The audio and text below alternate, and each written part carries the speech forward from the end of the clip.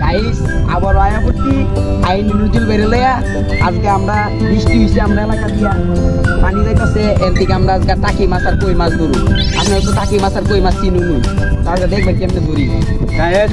আপনারা বাইম মাছ আর গুতুম মাছ অনেক খাইছেন আজকে আপনারা বাইম মাছ গুতুম মাছ নাই আমরা আজকে কই মাছ ধরু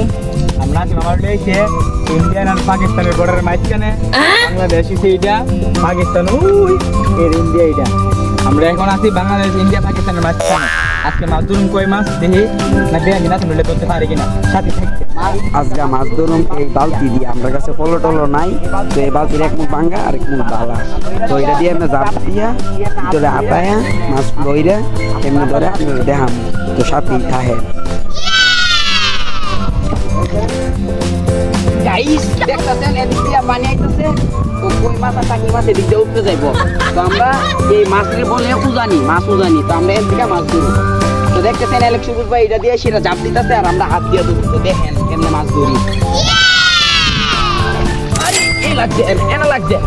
লাগছে লাগছে চাপ মারো বেলছে বেলছে তুমি ট্রাই করো তোমাদের রাশি ভালো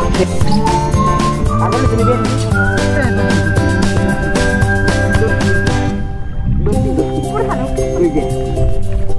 কই খাই লাইছে না তিন আমি একটা তো পারছি না দাদা বালতি ধরছি বালতি ধরছি যাক দুইটা খাই রাইছি আমরা দুইটা মাছ দেন বোঝা যেতেছে দিনটা ভালো